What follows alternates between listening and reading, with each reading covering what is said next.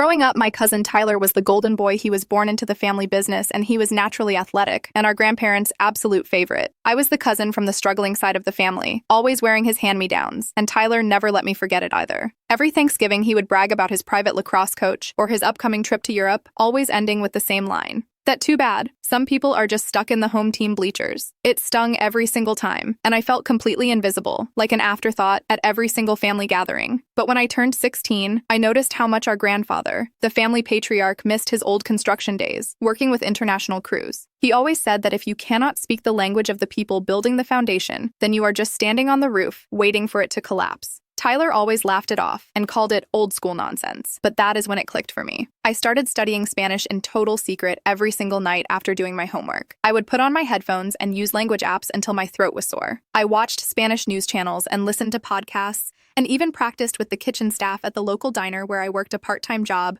while Tyler was way too busy upgrading his sports car and flexing on social media to notice anything I was doing. The ultimate showdown happened at Grandpa's 75th birthday bash, when Tyler invited his new girlfriend and her parents, who were prominent developers from Madrid.